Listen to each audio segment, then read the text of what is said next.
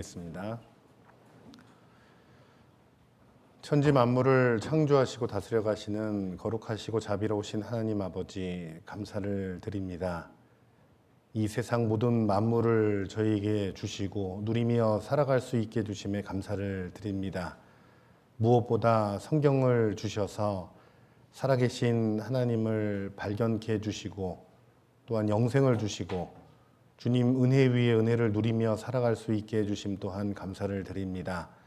항상 더욱 하나님을 가까이 하고 경외하고 안으로 한 마음을 품고 밖으로 복음 전하는 일에 더욱 매진하다가 주님 만나 뵐 수 있기를 간절히 원합니다. 오늘 주일 아침 말씀을 통해 교훈과 힘과 위로를 얻고자 합니다. 각 사람의 상황과 형편을 아시는 주님 두루 살펴주시고 필요에 맞게 은혜로 채워주시옵소서. 저희를 언제나 사랑하시는 예수님 이름으로 감사하며 기도드렸습니다. 아멘.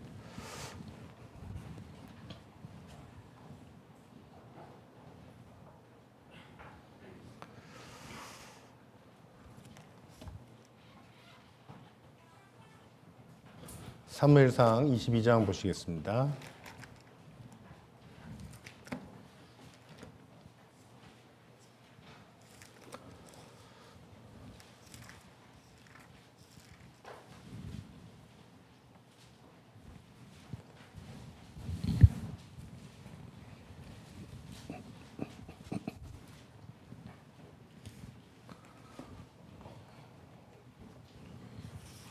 사무엘상 22장 1절에서 5절 구약성경 445쪽 전후쯤 됩니다.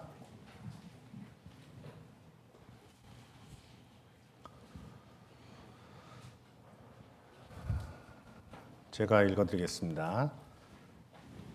그러므로 다윗이 그곳을 떠나 아둘람 굴로 도망하매 그 형제와 아비의 온 집이 듣고는 그리로 내려가서 그에게 이르렀고 환난당한 모든 자와 빚진 자와 마음이 원통한 자가 다 그에게로 모였고 그는 그 장관이 되었는데 그와 함께한 자가 400명 가량이었더라. 다윗이 거기서 모압 미스베로 가서 모압 왕에게 이르되 하나님이 나를 위하여 어떻게 하실 것을 내가 알기까지 나의 부모로 나와서 당신들과 함께 있게 하기를 청하나이다 하고 부모를 인도하여 모압 왕 앞에 나아갔더니 그들이 다윗의 요새에 있을 동안에 모압 왕과 함께 있었더라. 선지자 갓이 다윗에게 이르되 이 요새에 있지 말고 떠나 유다 땅으로 들어가라. 다윗이 떠나 헤렛 수풀에 이르니라. 예, 반갑습니다. 대구 강북교회는 2010 몇 년에 나온 거였죠? 15년? 2005년인가요? 그러면 18년 된 건가요, 벌써? 되게 오래됐군요. 대강당도 거의 꽉 차고 해서 나중에 뭐 뒤를 트든가 뭐 옆에 뭐 새로운 곳을 찾아서 건축을 하든가 막 그래야 될 것 같은데요. 저는 이제 서충주에서 교제를 하고 있습니다. 서충주 교회는 올해 자립을 했습니다. 올해 5월 22일에 입당식을 했거든요. 얼마 안 된. 그래서 뭐 인원도 많지가 않습니다. 성인 31명이 처음 모일 때 이제 모였고요. 근데 이제 반면에 아이들이 꽤 많습니다. 처음에 명단상으로 한 20명 정도 돼서 봉사 안 하시던 분들도 무조건 찬양대 아니면 교사를 해야 되는 뭐 이런 상황이어서 봉사 안 하시던 분, 교제 안 나오던 분들도 잘 나오게 되고 잘 나오면서 찬양대도 하고 계시고 뭐 이런 분도 계셔요. 하여튼 뭐 인원이 많지 않은데요. 근데 저희는 땅도 사고요. 간 크게 땅도 사고 건축도 했어요. 네, 대단하죠. 네, 대단한데 엄청나게 크게 지은 게 아니고요. 110평 지었습니다. 110평. 땅은 하나님이 주셔가지고 원래는 그러니까 종교 부지를 샀습니다. 종교 부지를 샀는데 서충주 신도시가 생긴 지는 한 7년 됐고요. 한 7년, 8년 됐을 겁니다. 그리고 이제 계획을 많이 이제 기도도 많이 하고 되게 오랫동안 이제 준비를 했는데 막 나가지 못했던 이유가 여기저기 이제 알아보다가 그나마 괜찮은 곳을 찾은 데가 135평을 임대를 하는데 월세를 635만 원을 달라는 거예요. 그래서 이럴 거면 우리 땅을 사겠다. 뭐 이렇게 방향이 바뀔 무렵에 신기하게도 그 서충주에는 종교 부지가 4개가 있는데 그 4개의 종교 부지 중에 3개는 이미 이제 큰 길 옆에 있어가지고 다 나간 상태였고 저희 교회 땅 지금 이제 일명 예전에는 절땅이라고 그랬었어요. 그 안쪽에 산으로 이렇게 삼면이 둘러싸여 있는 안쪽에 깊이 들어와 있긴 합니다. 근데 이제 그게 이제 원래 12억에 나와 있었던 건데 주인이 하여튼 갑자기 뭐 사고로 돌아가시게 됐어요. 뭐 하여튼 병에 걸려가지고 돌아가시게 됐나. 하여튼 마지막에 돌아가실 때 그분이 또 교회를 열심히 다니셨던 분이랍니다. 그래서 이곳은 꼭 뭐 교회의 땅으로 뭐 이렇게 유언을 남겼답니다. 예. 유언을. 근데 저희가 살 무렵에 가격이 2번 떨어지게 된 거예요. 그러니까 이제 저희가 살 때 기준으로 1년 3개월 전에는 12억이었다가 3개월 전에는 9억이 됐는데 6억 5천으로 이제 딱 내려갈 때 6억 5천으로 딱 내려갈 때 신천지에서 거기를 붙은 거예요. 그래서 되게 리액션 좋네요. 예. 뭐 약간 방송국에 온 것 같아요. 그래서 거기서 이제 근데 되게 기가 막힌 게요. 주인하고 부동산업자하고 거기를 이제 막 잡풀도 많이 나고 막 나무도 많고 그래가지고 다 뽑고 다 싹 갈아가지고 드론으로 찍어가지고 영상을 올려놔야 되겠다. 이제 좀 손님들 좀 끌으려고. 그리고 이제 동생이 그거를 이제 위임을 받아가지고 가격을 이제 내리고 있었던 그런 상태였던 겁니다. 더 이상은 내릴 수도 없는 엄청나게 저렴한 가격이 된 상태였는데 그렇게 처리하고 드론 찍었는데 그때 마침 우리 교회 이제 우리 서충주 자립하려는 식구들이 땅을 120곳을 찾아봤거든요. 그 전까지 엄청나게 많이 찾았습니다. 찾다가 거기 마침 딱 갔는데 그 드론 찍고 있는 그분들을 만난 거예요. 그래서 이제 그분들에게 이제 이거 가격이 어떻게 되냐? 6억 5천이다. 그런데 신천지에서 지금 뭐 붙으려고 그래서 꼭 교회 여긴 이단이기 때문에 안 되는데 교회에다가 이렇게 넘기라고 했었는데 이단은 넘길 수가 없다. 형의 유언을 따라서 그렇게는 할 수가 없다. 그러면서 이제 우리 보고 여기는 이단 아니죠? 우린 이단 아니라고. 그래가지고 이제 그래서 사게 된 겁니다. 예. 그래서 이제 충주교회에서 3억 원을 지원을 해주고 그리고 나머지 3억 5천은 식구들이 이제 작정을 해가지고 땅을 샀죠. 예. 땅은 준비가 됐는데 이제 더 이상 뭐 나올 데도 없고 뭐 아무것도 없고 뭐 이런 상태에서 이제 건축은 해야 되겠으니 뭐 방법이 뭐가 있겠습니까? 최대한 저렴하게 작게. 그래서 이제 하여튼 저렴하게 해서 대강당 50평, 생활관 60평 이렇게 2개로 이렇게 나눠서 지으면 종합 건설 면허가 안 들어가거든요. 그게 한 5천만 원 들어갑니다. 그래서 그거 세이브하고 하여튼 중간에 이렇게 다리 놓고 막 해가지고 전체 공간을 넓게 이렇게 해서 이제 쓰고 있습니다. 하여튼 뭐 이상 서충주 교회 설명이었고요. 하여튼 나중에 건축하실 때 하여튼 이것저것 되게 고민 많이 이렇게 하셔야 될 거고 언젠가 이제 하게 되겠죠. 뭐 여기서 계속 계실 건가요? 뭐 뒤에 트고도 모자르면 뭐 뭔가 다른 방법을 찾아야 될 테니까 그때가 언제가 될지 모르겠지만 하여튼 기도하고 준비를 하셔야 되겠다 생각이 듭니다. 자, 아무튼 이제 오늘 성경을 살펴볼 내용은 사무엘상 22장 내용인데요. 당시 배경은 다윗이 골리앗을 쓰러뜨리고 나서 인기가 이제 절정에 이르렀던 상태였고 사울 왕은 다윗을 시기 질투해서 죽이려고 계속 하고 도저히 안 되겠어 가지고 다윗이 해외로 도망을 갔는데 가드 지역으로 갔더니 가드 지역에 골리앗이 고향이잖아요. 저 골리앗 죽인 사람이라고 놀래가지고 이제 미친 척하고 이제 도망 나오는. 그래서 또 다시 도망 온 곳이 해외인데 이 아둘람 굴이라고 하는 22장 1절에 나와 있는 이 장소에까지 오게 된 겁니다. 근데 이때 마침 사랑하는 사람들, 가족들 그리고 하여튼 여러 가지 어려운 가운데 있었던 많은 사람들이 다윗을 만나러 오고 함께 이제 지내게 되죠. 약 400여 명이 함께 하게 되었더라. 뭐 이런 내용이 나옵니다. 그런데 이제 선지자 갓이 하나님의 뜻을 전하고 그 뜻이 뭐였냐면 여기 해외에 이렇게 있을 게 아니고 유다 땅으로 돌아가라. 그래서 알겠습니다 하고 이제 하나님 뜻을 따라서 돌아가죠. 그 돌아왔다는 소식을 사울 왕이 듣고 그 소식을 이제 뒤로 해서 이렇게 듣게 되니까 이 가까운 이런 신하들 다 불러 모아가지고 왜 너희들이 나한테 이렇게 이런 것들을 안 알려주냐 뭐 이런 이야기를 주고받고 하던 중에 에돔 사람 도액이라고 하는 신하가 대제사장 아히멜렉이 다윗을 돕더이다 뭐 이런 얘기를 해가지고 불러다가 옥신각신 하다가 85명 제사장도 다 죽이게 되는 뭐 이런 사연이 쭉 나오는데요. 이 중에 7가지를 좀 생각을 해보려고 합니다. 먼저 1절에서 위로에 대한 내용, 위로를 좀 생각을 해보려고 합니다. 위로.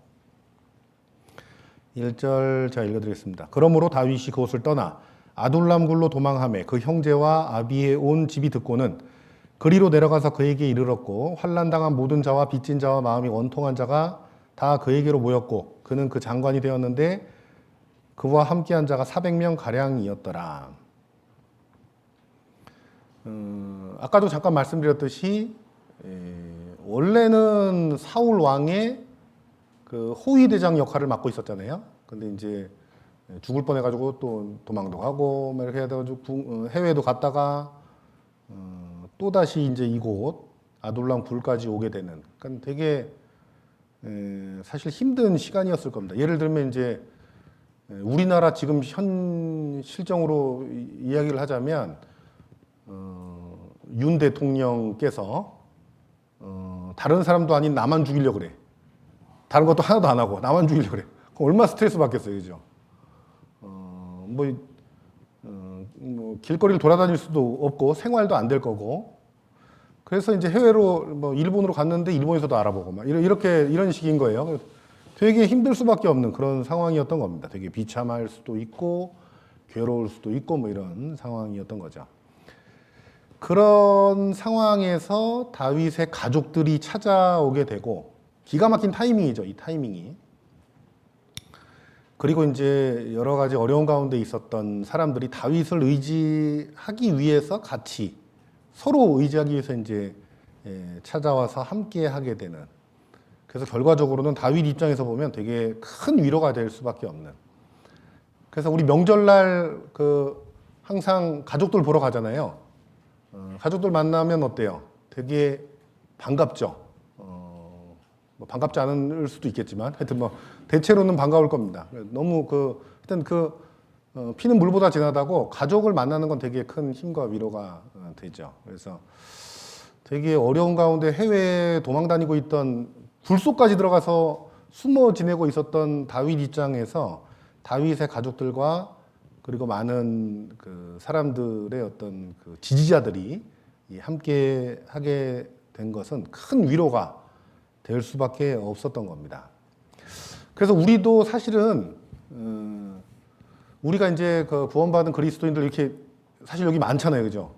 많으니까 뭐 그냥 많은가 보다 이렇게 생각하면 안 되고 이 한 분 한 분이 되게 소중한 어떤 존재들이죠. 하나님 앞에서 정말 내 상황을 그나마 구원받지 않은 사람들에 비하면 나를 이해해 줄 수 있고 또 서로를 위로해 줄 수 있는 그런 관계 가운데 있는 겁니다. 그래서 서로 위로하는 시간을 좀 가져보겠는데요. 평소에도 자주 하시겠지만 뭐 이럴 때 한 번 더 해보는 겁니다. 주위에 앉아 계신 분들 보시고 이렇게 이야기해 보겠습니다. 힘내세요. 이렇게. 예. 예.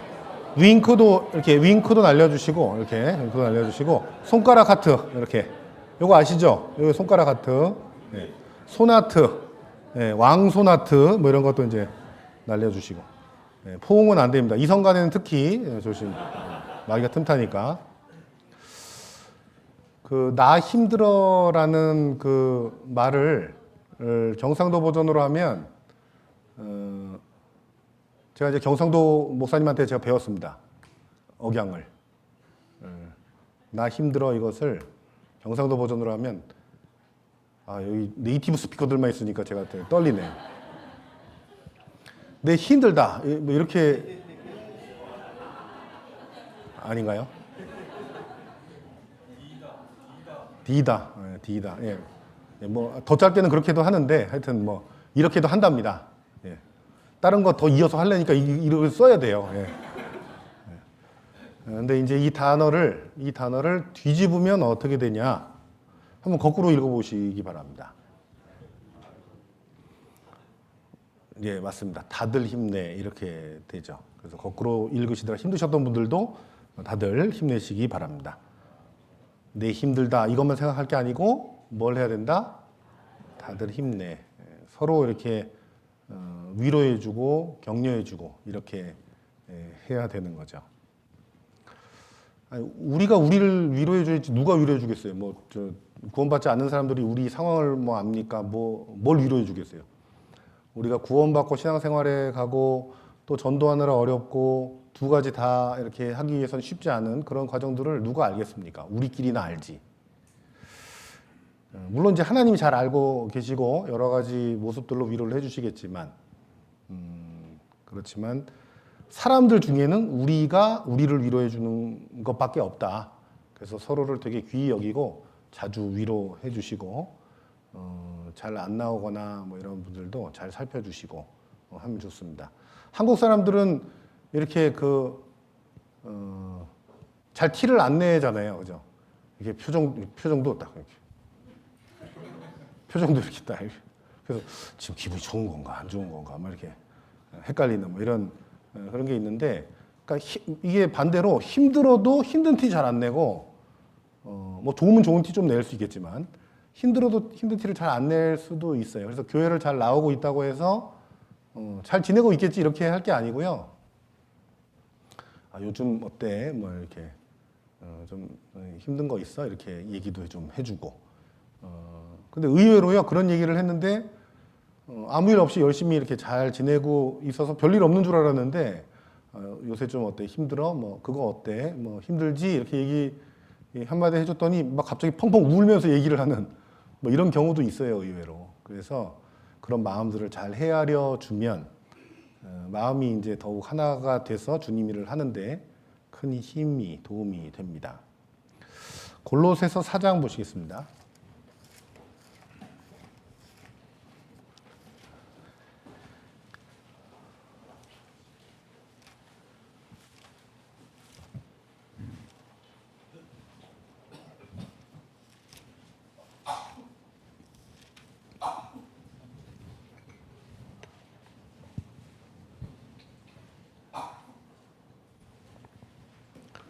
골로새서 4장 10절입니다.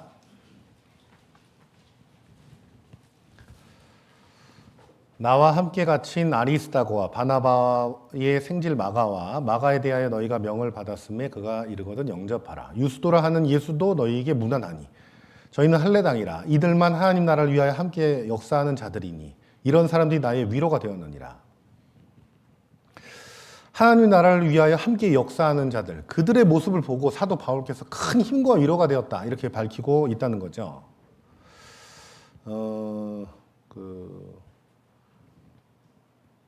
이 구역이나 뭐 조나 회별로 이렇게 이제 단톡방들 다 있으시죠? 네, 단톡방에 막 이것저것 많이 올라오고 이렇게 할 텐데요. 청년의 단톡방에 갑자기 만화가 딱 뜬 거예요. 만화가 딱 그렇게 떴어요. 왜 만화가 올라왔지? 딱 클릭을 해봤는데 신앙 만화더라고요. 4컷짜리 만화였는데 되게 교훈이 됐었던 만화입니다. 첫 번째 장면이 뭐냐면 어떤 형제님이 세상 가운데 이렇게 뺨을 맞아가지고 쫙 맞아가지고 뺨 자국 이렇게 딱 났어요. 이게 이제 첫 번째 장면이에요. 그리고 이제 두 번째 장면이 뺨 자국이 딱 나가지고 이렇게 딱 보고 나 이렇게 뺨 자국 났는데 모임에 가야 되나 말아야 되나 고민을 해요. 그리고 이제 세 번째 장면이 그래 그래도 가야지 결심했어. 그래서 이제 가기로 이제 마음을 딱 먹어요. 그리고 이제 네 번째 장면이 마지막 장면이죠. 마지막 장면이 뭐였냐면 탁 도착을 했는데 안쪽에서 문을 딱 열고 어서 와 하면서 이제 청년들이 이제 문을 딱 열어주는데 그 뒤에 배경으로 이제 여러 명들이 이렇게 있잖아요. 뭐 청소하는 뭐 한 사람 누구 말 다 있는데 다 얼굴에 뺨 자국이 다 있는 거야 하나같이. 그게 이제 단순한 만화라기보다는 사실 우리 모습 아니겠습니까, 그죠? 근데 이제 하나같이 세상에서 하여튼 뭐 그리스도인으로서 복음 전하랴 또 신앙 지키랴 세상 가운데 혹은 가정 가운데서 뺨 맞는 그런 상처들을 입은 상태에서도 꿋꿋하게 모임에 나와서 열심히 청소도 하고 모임을 사모해서 나오고 있는 그런 그게 되게 큰 위로가 되는 서로에게 힘이 되고 도전이 되는 그런 장면인 거죠. 그래서 우리도 이제 보면 나 너무 힘들고 뭐 괴롭고 막 이렇게 이제 생각을 했는데 모임에 와가지고 이제 다른 분 간증 들어보니까 뭐 내 어려움은 어려움도 아니야. 뭐 이런 경우 있잖아요, 그죠? 그러니까 서로에게 그런 어떤 간증이나 모습들 이런 것들이 서로에게 선한 영향력을 미치도록 돼 있다는 거죠. 사도 바울께서도 그렇게 열심히 사는 모습의 형제님들을 보고 이렇게 이제 표현을 한 거죠. 하나님 나라를 위하여 함께 역사하는 자들이다. 너무 아름답다. 너무 귀하다. 그 모습을 보니까 나의 위로가 되었느니라. 힘이 된다는 거죠. 힘이. 그래서 우리에게도 서로에게 힘을 주는 그런 존재가 되어야 되겠다. 선한 영향력을 발휘하고 선한 어떤 기준을 제시해 줄 수 있는 그런 역할들을 잘 해서 서로 말로도 마음으로도 헤아려 주고 또 열심을 내서 서로를 위로해 주는 그런 형제 자매님은 되시기를 바랍니다. 다시 돌아와 가지고요. 3절입니다.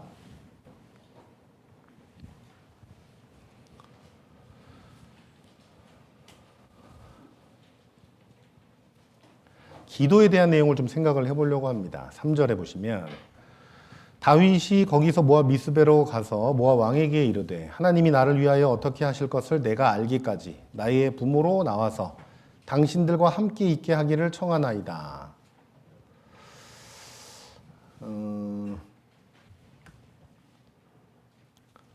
다윗이 이제 모압 왕에게 자신의 부모를 맡기는 그런 장면이 나오죠. 근데 거기서 어떤 표현을 쓰냐 하면 하나님이 나를 위하여 어떻게 하실 것을 내가 알기까지라는 표현을 쓰고 있죠.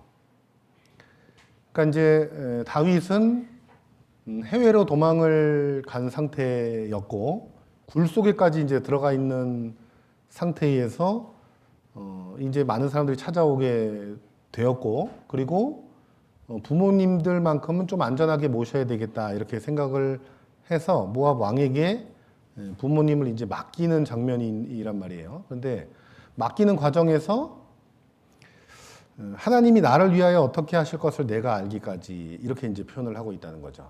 다시 말해서 하나님에 대해서 생각을 하고 있었다 이런 얘기죠. 염두에 두고 있고 그리고 하나님께 기도를 드리고 있었구나라는 것을 알 수가 있습니다. 다윗의 삶을 보면요, 뭐 간음죄도 지었고 살인죄도 지었고 또 중간중간에 이렇게 이제 실수하는 장면들이 있기는 합니다. 근데 그럼에도 불구하고 하나님께서 성경에 사도행전에 보면 나와 마음이 합한 사람이라 이렇게 평가를 하고 있죠.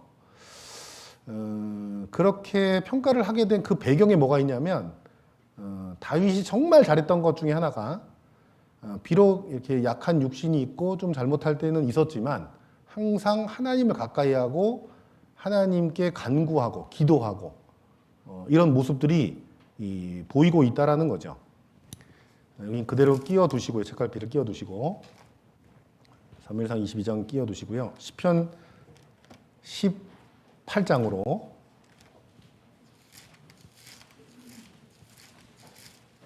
(1절입니다) 가서 보시면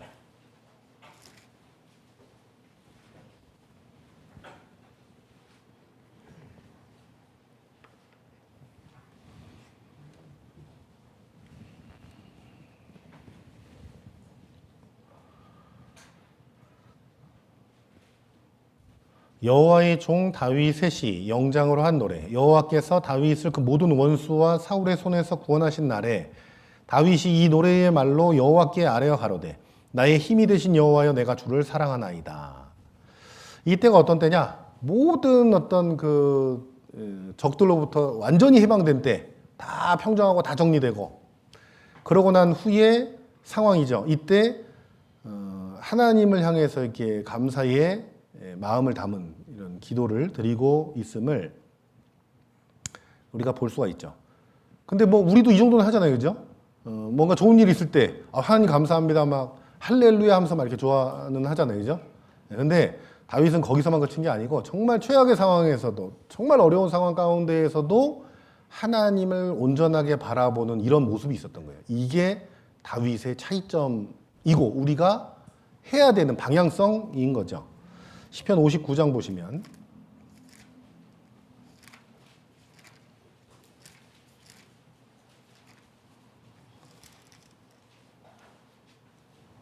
(1절입니다) 이 사울 왕을 피해서 도망을 다니고 있는 그런 상황 가운데에서도 계속 하나님을 향한 온전한 마음으로 기도를 드리고 있음을 확인할 수가 있습니다. 시편 59장 1절에 다윗의 믹담시 영장으로 알다셋에 맞춘 노래. 사울이 사람을 보내어 다윗을 죽이려고 그 집을 지킨 때에, 그러니까 사무엘상 19장을 배경으로 합니다. 그러니까 이제 해외로 도망가기 전이지만 죽음의 위협이 주어지던 그때죠. 나의 하나님이여 내 원수에게서 나를 건지시고 일어나 치려는 자에게서 나를 높이 드소서. 나의 하나님이여, 나의 하나님, 이렇게 밝히고 있죠. 57장도 보시면 1절에 다윗의 믹담시 영장으로 알다셋에 맞춘 노래. 다윗이 사울을 피하여 구레에 있던 때에, 우리 본문으로 잡은 사무엘상 22장을 배경으로 합니다. 하나님이여 나를 긍휼히 여기시고 나를 긍휼히 여기소서. 내 영혼이 주께로 피하되 주의 날개 그늘 아래서 이 재앙이 지나기까지 피하리이다. 그래서 굴에 있는 상황에서도 하나님께 동일한 마음으로 기도 드리고 있는 이런 모습이죠. 54장도 보시면 1절에 다윗의 마스길 영장으로 현악에 맞춘 노래. 시빈이 사울에게 이르러 말하기를 다윗이 우리 곳에 숨지 아니하였나이까 하던 때에, 그러니까 측근들이 배신했던 때 하나님이여 주의 이름으로 나를 구원하시고 주의 힘으로 나를 판단하소서. 동일하게, 그러니까 왕이 나를 죽이려고 하고 그리고 이제 도망을 가고 해외로 가고 측근들마저도 나를 배신하는 이런 상황 가운데에서도 뭐 하나님 기도드렸는데 뭐 하나님 도와주지도 않고 뭐 이렇게 한 게 아니고 나의 하나님 이러면서 동일한 마음으로 하나님께 기도를 드리고 있다는 거예요. 시편의 대부분이 다윗의 시입니다. 그만큼 어떤 그런 하나님을 향한 마음, 온전한 마음, 어떤 형편에 있든지 동일한 하나님을 부르짖는 그런 모습들이 잘 기록이 되어 있죠. 그런 모습이 하나님께서 귀하게 보셨던 부분이고 우리에게 필요로 하는 부분인 거죠. 우리가 결혼할 때 이제 결혼 서약을 하잖아요. 뭐 신부로 맞이하겠습니까? 네. 뭐 신랑 맞이하겠습니까? 네. 뭐 좀 더 크게 하세요. 네. 이렇게 해가지고 이제 하죠. 그때 이제 그 성원문 이렇게 읽을 때 보면 뭐 항상 나오는 게 뭐 기쁠 때나 슬플 때나 뭐 괴로울 때나 뭐 어려울 때나. 그러니까 하나님을 향한 마음도 사실은 이제 그게 돼야 되는 거죠. 어떤 형편에 있든지 간에 하나님을 동일한 마음으로 바라보고 하나님을 동일하게 경외하고 동일하게 간구할 수 있는 자가 다윗이었던 거죠. 그렇게 했기 때문에 하나님께서 귀하게 보시고 귀하게 쓰셨던 겁니다. 그래서 우리도 하나님 앞에서 그런 모습으로 살 수 있도록 행복하고 뭐가 잘 되고 이럴 때만 기쁘게 하나님을 부를 것이 아니고 힘들고 어렵고 그 시간이 계속되고 지속된다 할지라도 동일한 마음으로 하나님께 기도할 수 있는 자가 되어야 되는 거죠. 신약을 대표하는 인물 사도 바울께서도 이런 모습을 보이고 있습니다. 에베소서 1장 보시면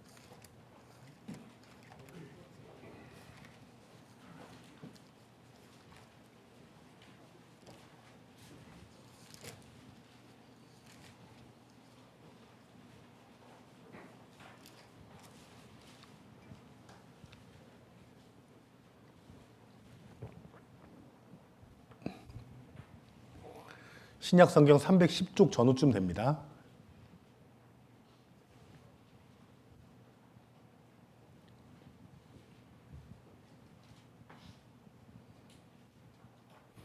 에베소서 1장 16절에 보시면 너희를 인하여 감사하기를 마지 아니하고 내가 기도할 때에 너희를 말하노라. 사도 바울께서 하셨던 것이 뭐냐?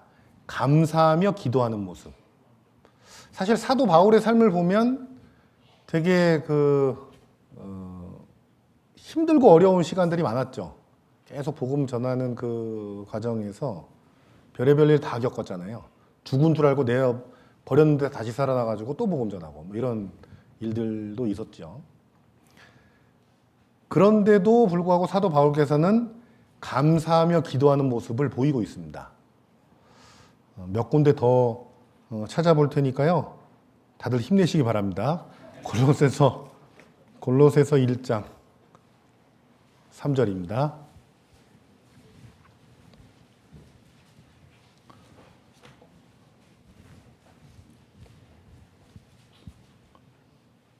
골로새서 1장 3절 신약 성경 324쪽 전후쯤 됩니다.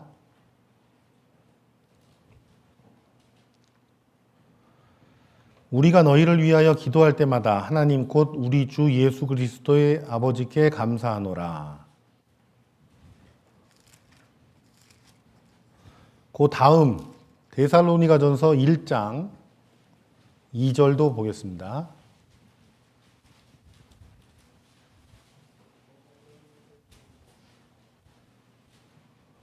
329쪽 전후쯤 됩니다.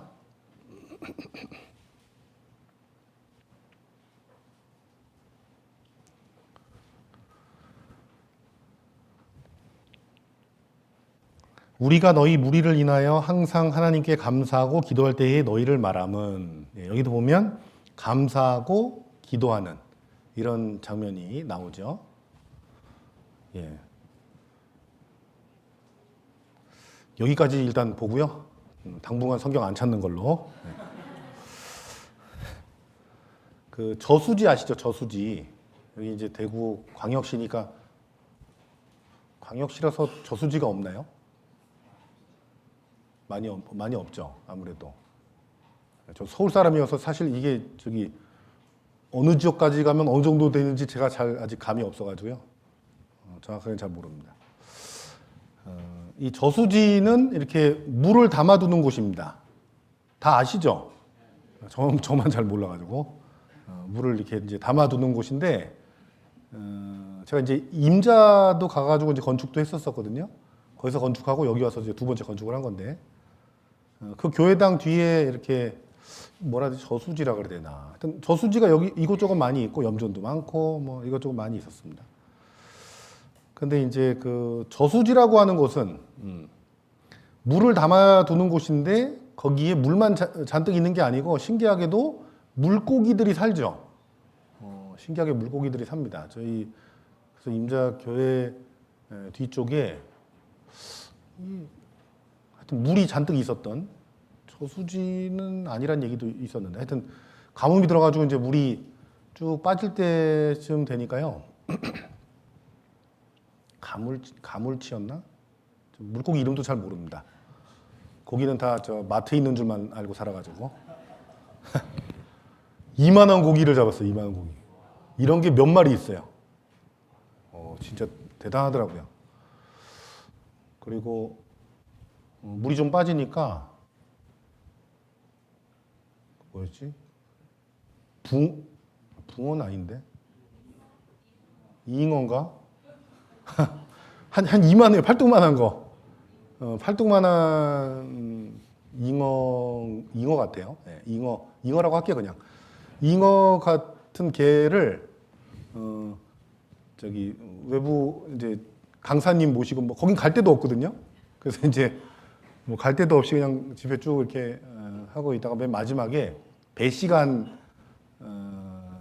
이제 좀 기다려야 되는 시간이 있으니까, 그 남는 시간에 뭐, 뒤에 물도 좀 빠졌고 하는데, 한번 잡아보시죠. 했더니 1시간 만에 12마리 잡아가셨어요. 그러니까 물고기가 의외로 많더라고요. 그래서 깜짝 놀랐습니다. 그래서 이 저수지는 물을 담아서 필요한 때에 쓰기 위한 그런 공간으로 이제 쓰는데, 물고기들이 살고 있는 삶의 터전이기도 합니다. 사실 그런 관점에서도 볼 수가 있죠. 그런데 어느 저수지에요, 이 가뭄이 너무 심하게 찾아와가지고 물도 다 써버리고 그래가지고 물고기가 떼죽음을 당한 그런 일이 있었답니다. 얼마 전에. 되게 안타까운, 물고기들 입장에서는 되게 안타까운 뭐 이런 상황이 된 거죠. 그래서 이 저수지라고 하는 장소는 물고기들 입장에서 보면 사는 삶의 터전이다, 이렇게 볼 수가 있는 거죠. 그런데 그 물고기들이 살기 위해서는, 저수지에서 살기 위해서는 물이 필수적이다, 이런 얘기입니다. 그러니까 물이 없으면 그냥 다 죽고 끝나버리게 되는 그런 환경인 거죠. 그래서 물고기가 저수지에서 살기 위한 가장 중요한 조건은 하늘에서 물이 내리는 수밖에 없죠. 물고기들이 열심히, 물론 이제 열심히 먹이 잡으러 다녀야죠. 가만히 있다고 뭐 하품한다고 그 벌레들이 입 안으로 들어올 것도 아니고, 본인이 열심히 해서 잡아서 먹는 그 일을 해야 되겠지만, 그것만 한다고 되는 게 아니고 결국은 하늘에서 비가 내리지 않아 버리면 말짱 헛것이 되고 마는 이런 상황인 거잖아요. 우리도 이제 마찬가지인데요. 구원받은 그리스도인으로서의 삶을 살아간다고 하는 것은 하나님의 자녀가 된 것이고, 하나님의 어떤 그런 관할 안에 이렇게 이제 자녀로서의 어떤 그런 보호와 어떤 여러 가지 것들이 이제 주어지게 되는 거죠. 마치 이제 마트에 가게 되면, 마트에 이제 아이들이 뭐 안 사준다고 막 떼쓰고 막 울고 막 들어 눕는 아이도 있잖아요, 가끔. 들어 누워 있으면 어떻게 가서 때려줍니까? 아니면 뭐 베개를 베어줍니까? 뭐 어떻게 합니까? 나랑 관계가 없기 때문에 어떻게 관여할 수가 없죠.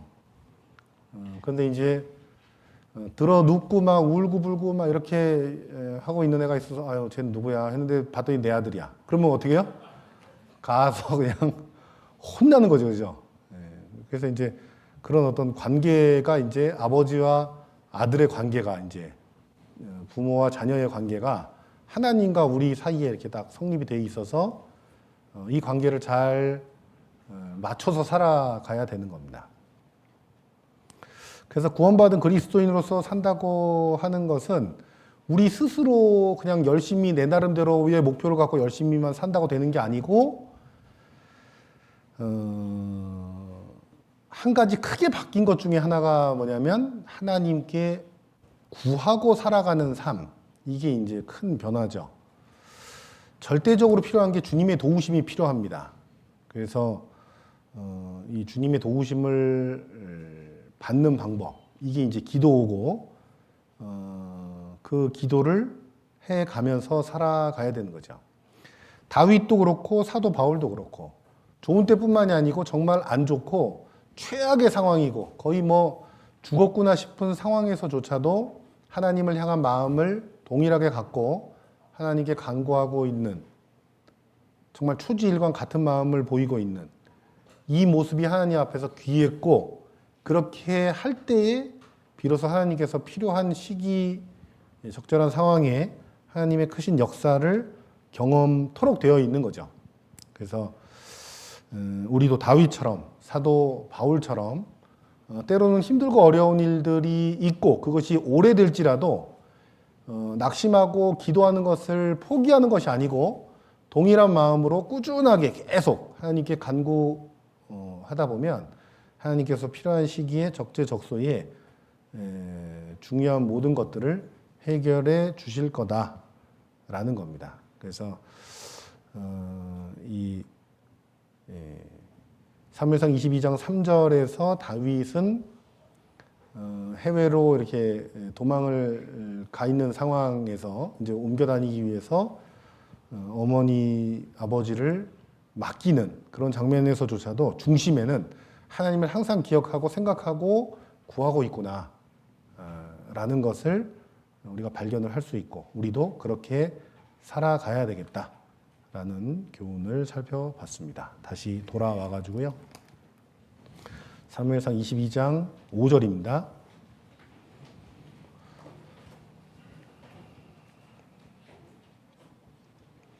세 번째 살펴볼 내용은 교제입니다. 교제. 교회, 교제. 선지자 갓이 다윗에게 이르되 이 요새에 있지 말고 떠나 유다 땅으로 들어가라.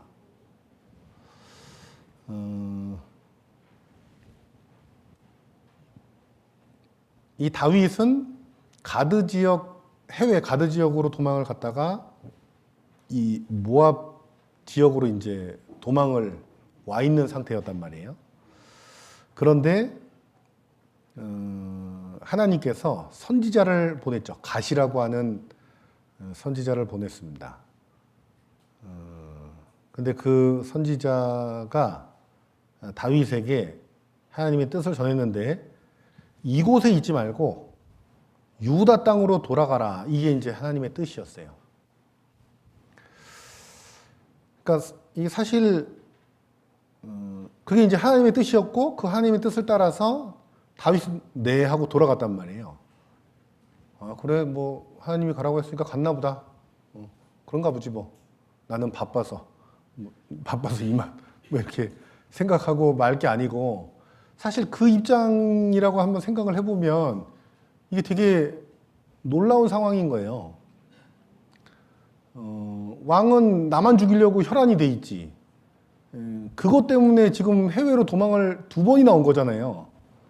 그런데 하나님의 뜻은 여기 해외에 도망와 있는 게 아니고 다시 그 땅으로 돌아가라. 이렇게 하셨단 말이죠. 아, 하나님 말도 안 됩니다.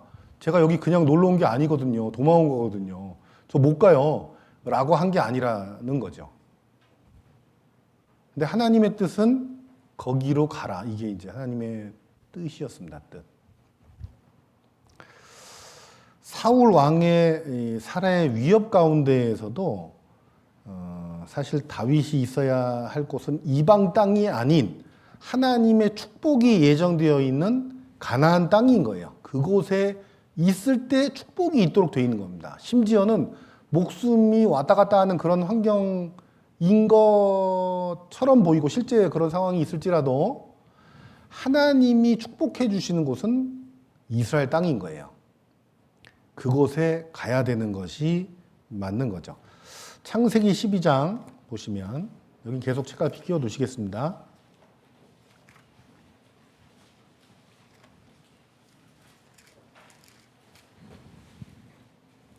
창세기 12장 5절에 하나님께서 아브라함에게 그 가나안 땅을 축복해 주시고 그곳에 가서 살도록 이렇게 하셨죠. 그리고 이제 아브라함이 천신만고 끝에 이 가나안 땅에 들어가게 됩니다.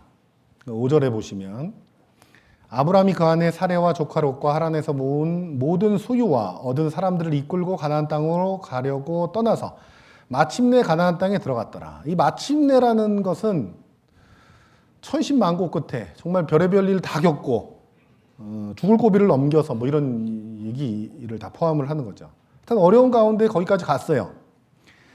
왜 여기를 갔냐? 하나님이 거기 가라고 했으니까. 거기 가 있을 때 축복이 주어져 있는 거예요.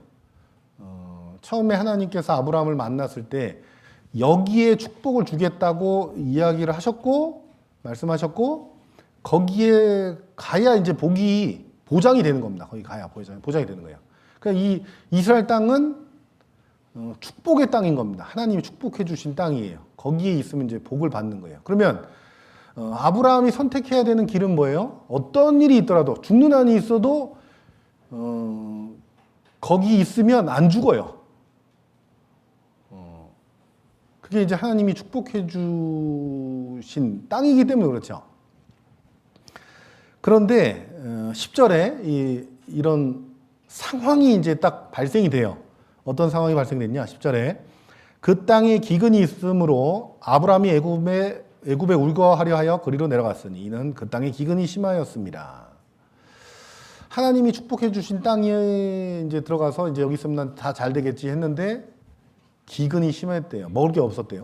야, 먹을 거 없네. 어떡하지? 애굽 보자. 애굽, 이집트 보니까 너무 살기 좋은 나라고 먹을 것도 풍부하고 나일강에 물이 막 항상 넘쳐가지고 그곳에 막 알아서 곡물들이 자라고 있는 이런 아주 기가 막힌 그런 장소. 야, 저기 가야 되겠네? 이렇게 생각을 하고 선택을 그쪽으로 합니다. 뭐 때문에 했대요? 기근 때문에. 그러니까 이제 어떤 현실적으로 보여지는 어떤 상황 때문에 애굽을 선택을 한 거예요. 근데 하나님은 뭐라 그랬어요? 여차하면 애굽 가라 이렇게 했어요? 필요하면 딴 데 가라 이렇게 하셨나요? 그게 아니죠. 이곳이 축복의 땅이다. 여기에 거하라. 이게 이제 하나님의 명의예요. 그럼 사실은 기근이 심할 때 아브라함이 선택해야 되는 선택은요. 이렇게 하는 게 맞습니다.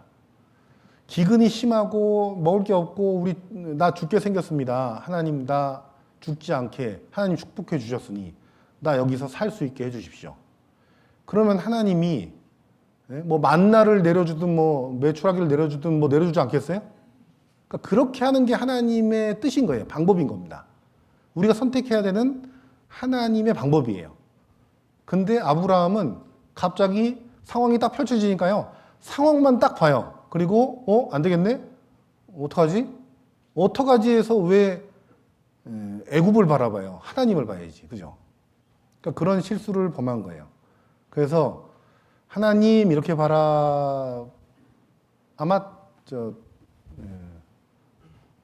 그 사도 바울이나 다윗은 하나님 이렇게 했겠죠. 근데 이제 아브라함은 일단은 처음엔 그렇게 하질 못했습니다. 그래서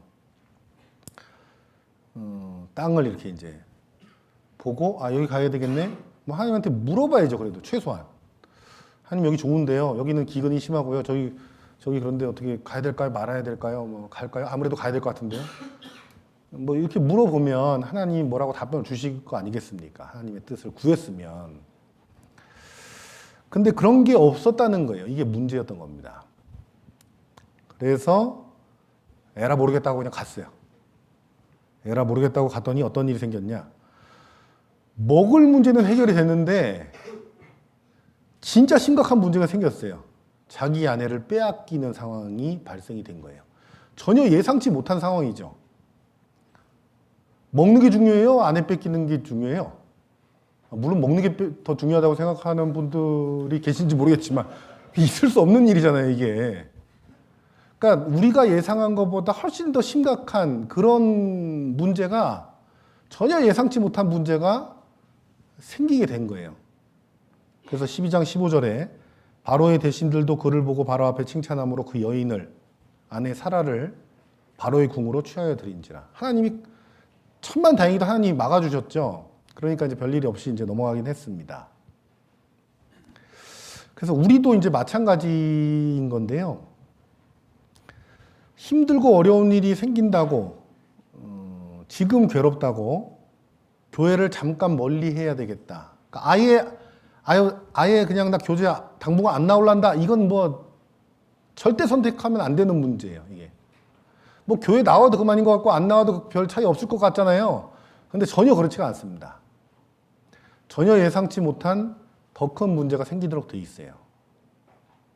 어떠한 일이 있어도 요한복음 15장에 보면 내가 일러준 말로 이미 깨끗하였으니 내 안에 거하라. 이 거하는 게 하나님의 뜻이고 축복의 방법이에요. 정말 별거 아닌 것 같아도요. 이 안에서 축복이 있어요. 복을 받도록 되어 있습니다. 우리가 예상치 못한 어떤 어려움들이 찾아올지라도 그때 하나님께 구하고 인내하고 가면 하나님께서 필요한 것들을 시기에 맞게 적절하게 채워주시는데 우리는 어떤 상황이 딱 펼쳐지면 마치 이 아브라함처럼 이렇게 하는 경향이 있죠? 그죠? 누구나 다 그럴 수 있단 말이에요. 저도 그런 실수를 범할 때가 있습니다. 빨리 정신 차리려고 애를 쓰죠. 정신 바짝 차려야지 않으면 상황이 확 넘어가요. 되게 연약한 존재거든요, 우리는. 야고보서 4장 보시면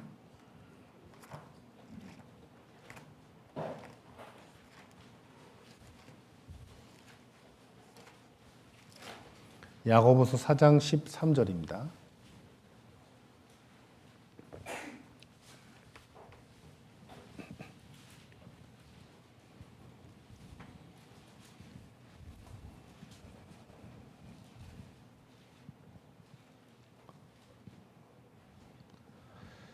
들어라 너희 중에 말하기를 오늘이나 내일이나 우리가 아무 도시에 가서 거기서 1년을 유하며 장사하여 일을 보리라 하는 자들아. 11절에 보시면 그러니까 이제 어디 여기서 지금 뭐가 없으니 딴 데 가서 내가 좀 장사 좀 하고 올게요. 이런 거예요. 야고보서 4장 13절. 그런데 11절에 보시면 형제들아 이렇게 시작합니다. 형제들아. 형제라고 하는 사람들 중에 교회 가운데 이렇게 이제 있다가 여기서 뭐가 잘 안 되네? 딴 데 가서 돈 좀 벌어 와야 되겠다. 1년 동안. 그러니까 지금 신앙생활은 좀 쉬고 1년간 쉴란다. 뭐 이런 얘기예요. 근데 그렇게 하지 말라는 겁니다.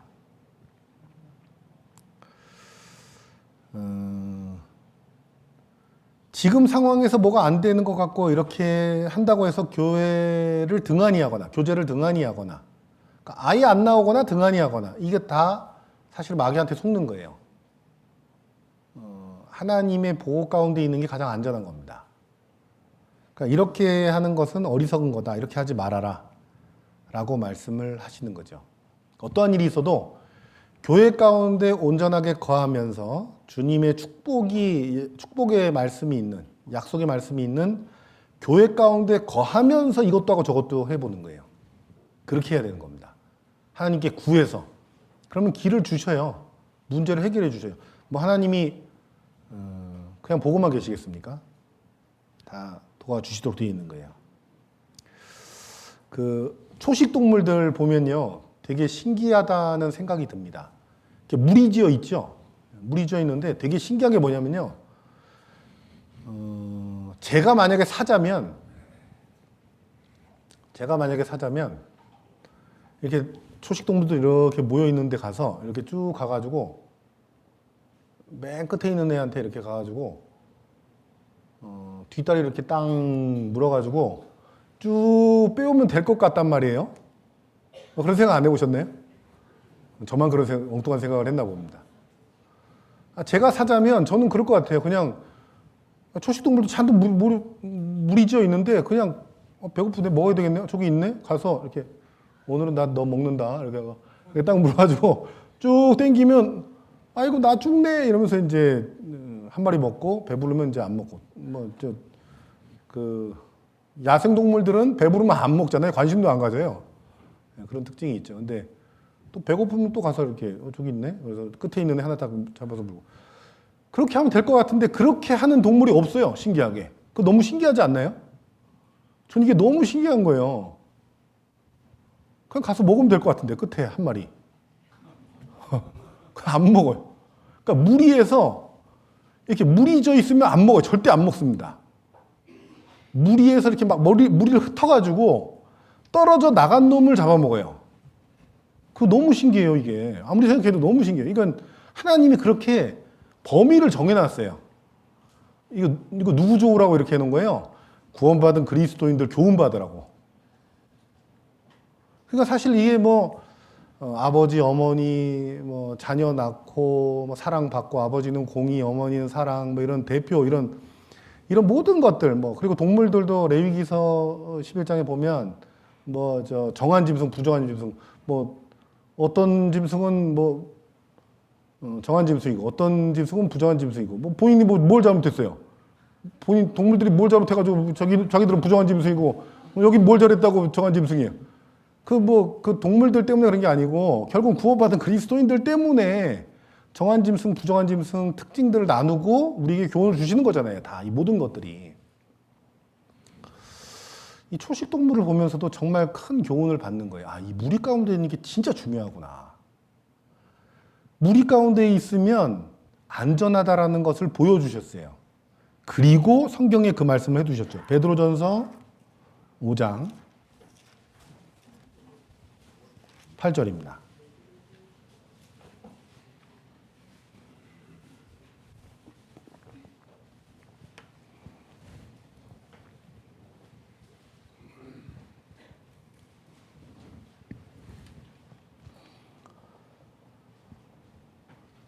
근신하라 깨어라 너희 대적 마귀가 우는 사자같이 돌아다니며 삼킬 자를 찾나니. 그러니까 이 마귀가 사자 같대요. 그 얘기인즉슨 뭐냐? 교제 가운데 있으면 안 삼켜진다는 겁니다. 무리 가운데 있으면 안 삼켜지는 거예요. 가까이 와서 그냥 앙 물어가면 될 것 같은데 안 물린다는 얘기죠. 그 교훈을 주시기 위해서 동식물들의 관계를 그렇게 설정을 해두신 거예요. 딱 제한을 두셨죠. 베드로전서 5장 8절입니다. 혹시 아직 못 찾으신 분 뭐라고 하시는 것 같아가지고. 그래서 어떠한 일이 있어도요, 어떤 어려움이 있어도요, 교회 가운데, 교제 가운데 죽으리라. 내가 순교는 여기서 한다. 이런 마음을 먹으셔야 돼요. 굶어 죽어도 내가 여기서 굶어 죽으리. 이렇게 마음을 먹으셔야 돼요. 저 처음에 딱 구원 받고 나서요, 너무 감사가 돼서 무슨 일이 있어도 내가 이 교회 가운데서 절대 떨어지지 않겠습니다. 이렇게 이제 마음을 먹었어요. 그런데도 지금까지 한 3번 정말 입맛도 없고, 야, 이러다 나가 떨어지겠다 싶었던 적이 한 3번 있습니다. 그 누구도 장담할 수가 없어요. 그래서 뭐 자신을 믿을 것도 아니고 하나님께 매달려야 되고 막 도움도 요청해야 되고 뭐 하여튼 교제 가운데 거하는 것을 위해서는요, 죽기 살기로 하여튼 최선을 다하셔야 돼요. 다 지나고 나면 붙어있길 잘했구나, 살아남길 잘했구나 이 생각이 들 거예요. 어떠한 일이 있어도 최우선적으로 교제를 사모하고 모이기를 힘쓰고 애쓰셔야 돼요. 제가 예전에 직장 생활할 때에 여러분들이 알고 있기로는 와이브로 뭔지 아세요? 모르시죠? KT에서 이렇게 서비스 제공하는 에그라고 해서 와이파이 그거 하는 그거 개발을 하기 위해서 대전에 6개월간 파견을 갔었어요. 그때 이제 출장비도 쏠쏠하고 막 하여튼 잘 지냈던 기억이 납니다. 출장비 다 모아가지고 1년치 임원회비 다 싹 내고 플렉스 싹 이렇게 그렇게 하고 했는데, 하여튼 대전 갔다가 서울교회 갔다가 주말이면 이제 올라갔다가, 근데 이제 그 경부선이 되게 많이 막히잖아요. 그래서 올라갈 때는 한 3시간 반 잡아야 돼요. 기도하고 가야 됩니다. 기도하고. 하여튼 졸지 않고 끝까지 잘 갔다가 올 수 있기를 기도하고 가야 돼요. 갔다가. 어떤 때는 뭐 청년의 모임 좀 늦어가지고요. 9시 반에 끝나는데 9시 넘어 도착하기도 했어요. 그래도 갑니다. 출발하기 전에 오늘 늦어가지고 안 되겠는데 그래도 가자. 갔어요. 근데 이제 이렇게 저도 청년 시기 이렇게 지내면서 보니까요. 뭐 수요 말씀도 그렇고 모임도 그렇고 뭐 끝나기 10분 전에도 이렇게 오시는 거예요. 끝나기 10분 전인데 왜 오셨지? 처음에는 왜 오셨지? 이랬단 말이에요. 근데 그게 되게 중요하다고 이렇게 이제 목사님들이 말씀을 해주셔서 아 그냥 그게 중요하구나. 나도 늦더라도 가야 되겠다 하고 이제 갔단 말이죠. 근데 그렇게 안 하는 분들도 있었어요. 그렇게 나중에 간증을 하는 거예요. 이제 뭐 늦어가지고 나 안 왔다고. 늦어서 그냥 안 왔었어요. 저번에는 그냥 안 나왔어요. 뭐 이렇게 했던 분들은요, 시간 지나다 보니까 어느 때 이렇게 어떤 문제가 생기면 금세 떨어져 버려요, 이게. 그러니까 교제를 향한 어떤 악착 같은 어떤 그게 없으면요, 쉽지가 않아요. 마귀가 산길자를 찾고 있다니까요. 여러분들 마귀가 그렇게 만만한 존재가 아닙니다. 수천 년의 노하우를 갖고 있잖아요. 마귀를 상대로 뭐 경기해 보시겠습니까? 안 돼요, 우리. 아무것도 아니에요. 별거 아니란 말이에요, 우리는. 그래서 교제를 정말 아끼고 어떻게든 잠깐이라도 나가려고 하고 나가서 얼굴 보고 인사라도 하면요, 그게 엄청나게 힘이 돼요. 그걸 한 사람과 아니 늦었으니까 안 갈란다 하는 사람은 엄청난 차이가 생깁니다. 그래서 교제를 정말 사모하고 모임을 사모하고 무슨 일이 있더라도 모임을 나가려고 애쓰고 노력을 하셔야 돼요. 아우 나 몸도 찌부둥하고 뭐 그냥 오늘 쉴래 이렇게 할 게 아니고 몸도 피곤하고 그렇지만 내가 졸더라도 가서 졸리라 이런 마음으로 가는 게 좋아요. 뭐 가서 존다고 뭐 누가 너 왜 졸아 뭐 이렇게 혹시 누가 하더라도 그럴지라도 악착같이 계셔야 돼요. 교제 가운데 정말 악착같이 계셔야 하나님이 축복해 주시도록 돼 있는 거예요. 되게 중요한 겁니다. 자, 다시 돌아와가지고 22장 9절 10절에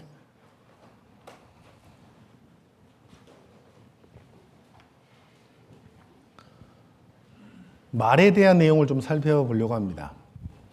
때에 에돔 사람 도액이 사울의 신하 중에 섰더니 대답하여 가로되 이새의 아들이 노베 와서 아히두베의 아들 아히멜렉에게 이른 것을 내가 보았었는데 아히멜렉이 그를 위하여 여호와께 묻고 그에게 식물도 주고 블레셋 사람 골리앗의 칼도 주더이다. 네, 지금 상황은 어떤 상황이냐? 다윗과 그 일행들이 엄청나게 많은 인원들이 이스라엘로 돌아왔더라. 유다 땅으로 이제 들어왔더라. 이런 얘기를 들었어요.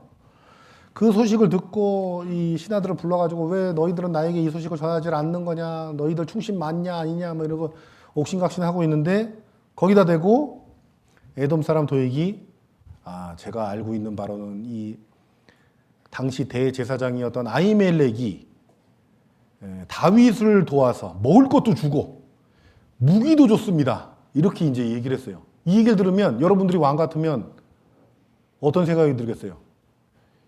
이 아히멜렉이 안 되겠구만. 뭐 이런 생각이 들지 않겠어요? 그래서 호출을 한 거예요. 그리고 이제 불러가지고 이야기를 하다가 옥신각신 하다가 이미 눈이 휘가닥 뒤집어진 사울 왕이 그냥 쳐라 해가지고 다 쳐버리는 이런 상황이 됐죠. 근데 그러니까 제사장들 85명을 다 호출해가지고 죽게 만드는 이 상황 가운데서 기본적으로는 에돔 사람의 말이 너무 무책임했다 이렇게 얘기할 수 있습니다. 무책임한 말. 여호와께 묻고 그에게 식물도 주고 블레셋 사람 골리앗의 칼도 주더이다. 그러니까 하나님께 축복을 고하고 그들에게 축복을 하고 먹을 것도 챙겨주고 무기도 챙겨주고 해서 이렇게 쳐들어오게 된 겁니다. 뭐 이런 식의 얘기를 했단 말이죠. 근데 사실은 이건 엄밀히 얘기하면 이제 좀 안 맞는 얘기, 사실과는 좀 다른 얘기를 하게 된 거죠. 21장에 보시면 다윗이 거짓말을 합니다. 다윗이. 21장 2절 3절에 다윗이 제사장 아히멜렉에게 이르되 왕이 내게 일을 명하고 이르시기를 내가 너를 보내는 바와 내게 명한 바 이래 아무 것이라도 사람에게 알게 하지 말라 하시기로. 극비로 오느라고 제가 먹을 걸 왕명을 따라 극비로 오느라고 먹을 것을 못 챙겨왔는데 먹을 거 있나요? 여기 있습니다 하고 주지. 뭐 안 주겠어요? 사위이며 그 호위무사로 있었던 다윗이 와서 이렇게 얘기하는데 이게 뭐 거짓말인지 어떻게 알겠어요, 그죠? 이렇게 얘기했더니 대제사장이 너 거짓말이지, 뭐 이렇게 할 수는 없는 노릇이잖아요. 8절 9절에 보시면 다윗이 아히멜렉에게 이르되 여기 당신의 수중에 창이나 칼이 없나이까? 왕의 일이 급함으로 내가 내 칼과 병기를 가지지 못하였나이다. 또 거짓말을 했어요, 다윗이. 왕명으로 무기는 왔는데 너무 급하게 오느라고 무기를 못 챙겨왔습니다. 무기 뭐 쓸만한 거 없을까요? 골리앗 칼 있는데요. 이렇게 된 거예요. 그러니까 기본적으로 다윗이 거짓말을 2번이나 했죠. 그리고 그것을 철석같이 믿고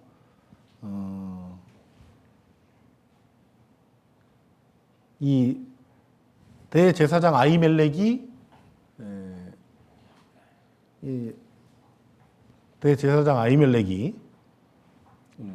이제 그 왕에게 이제 고하게 된 거죠. 네.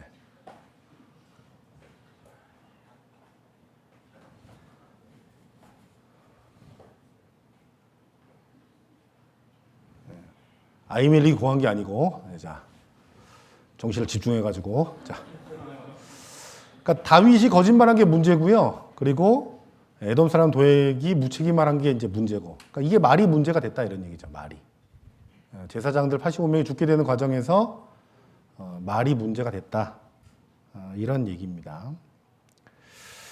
그래서 우리도 이제 말을 좀 조심을 할 필요가 있다 이런 얘기죠. 전도할 영혼들에게도 말을 참 조심히 잘 이쁘게 하셔야 됩니다.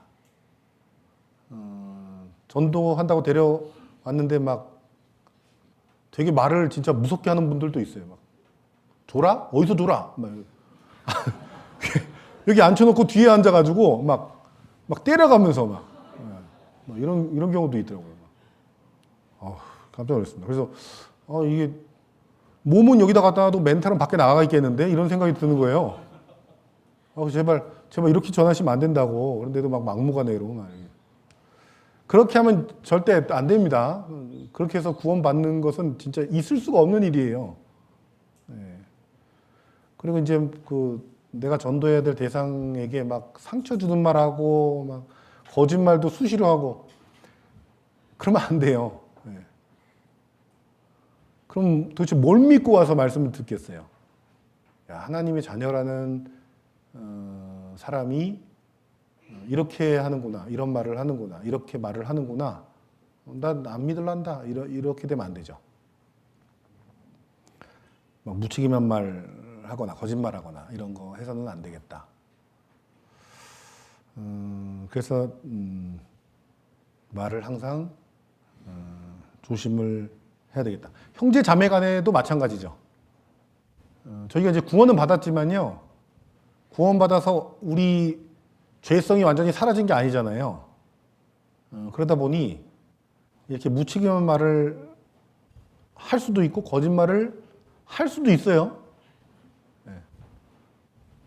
구원받으신 지 얼마 안 되신 분들도 그런 상황이 펼쳐질 수 있다는 것도 알긴 아셔야 됩니다. 구원받았는데 어떻게 저럴 수가 있지? 그럴 수 있어요. 그 죄성이 완전히 다 사라진 게 아니기 때문에요. 그것도 좀 이해를 한다 그래야 되나? 하여튼 알고는 계셔야 됩니다. 알고 계시고 그런 일을 겪더라도 무슨 일이 있어도 상처를 받더라도 교제 가운데 거해야 되는 거죠. 기본적으로는 상처 주는 게 잘못이지만 상처 받아도 악착같이 교제 가운데 거하셔야 되는 거예요. 어쨌든 말에 대해서 좀 조심을 해야 되겠다. 상처 주는 말, 무책임한 말, 앞뒤 다 자른 말. 에돔 사람 도액이 한 말은 얼핏 들으면 맞는 얘기인데 자세히 들어보면 거짓말인 거잖아요. 말도 안 되는 얘기를 한 거죠. 그래서 이 사울 왕 속만 뒤집어 놓고 이렇게 된 거죠. 그런 상황이 되면 안 되겠다. 항상 조심해야 되겠다. 그리고 13절, 16절 사무엘상 22장 13절, 16절 시기 질투에 대해서 좀 생각을 해보겠습니다. 16절만 보시면 왕이 가로되 아히멜렉아 네가 반드시 죽을 것이요 네 아비의 온 집도 그러하리라. 다 죽여버렸어요.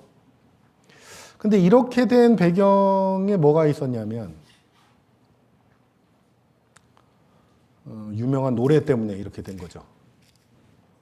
18절에 18장에 7절입니다. 다윗과 골리앗이 싸우고 골리앗을 쓰러뜨린 다윗을 보고 여인들이 노래를 만들어서 불렀어요. 댄스곡입니다. 여기 보면 여인들이 뛰놀며 창화하여 가로되 이 뛰놀며 창화한다는 게 춤추면서 노래 부르는 거를 얘기하는 거거든요. 댄스곡이에요. 댄스곡. 이 댄스곡이 얼마나 유명했냐면 아까 21장에 그 블레셋 지역에 다윗이 도망을 갔을 때 다윗을 알아보게 된 배경이 이 노래 때문에 그래요. 이 노래 때문에. 이 노래가 어떤 노래였냐면 가사가 이런 가사예요. 사울의 죽인 자는 천천히요 다윗은 만만이로다. 이게 가사예요. 가사. 이런 가사를 갖고 어떤 운율을 넣어서 어떻게 댄스를 췄는지 저는 이해도 안 되고 상상도 안 되는데 하여튼 막 춤을 춰가면서 이런 가사를 갖고 노래를 불렀어요. 이게 엄청나게 인기를 끌었죠. 그러니까 해외까지 간 거예요. 해외까지. 블레셋 진영까지 갔어요. 이 노래가. 아, 이 노래 주인공 아닙니까? 이래가지고 죽을 뻔했다니까요. 거꾸로. 근데 사실 뭐 이게 사울의 죽인 자는 천천히요. 수천 명 죽이고 뭐 전쟁 많이 했었으니까 뭐 그렇게 죽일 수도 있었을 것 같은데 다윗은 만만이로다. 다윗이 언제 수만 명 언제 죽였어요? 골리앗 하나 때려잡았지. 그래서 사실은 이제 사실과는 조금 다른 이야기를 이렇게 가사로 만들어가지고 춤까지 춰가면서 이렇게 하는 바람에 뇌리에 각인이 돼가지고 그 노래가 쫙 인기를 끌고 해외까지 가게 되었다 이런 얘기죠. 결국은 이것도 이제 말 조심을 안 한 겁니다. 말 조심을. 누가? 여인들이. 이 여인들이 조심해야 돼요. 여인들이. 예. 이 남자와 여자 대비해서요. 그거 아시죠?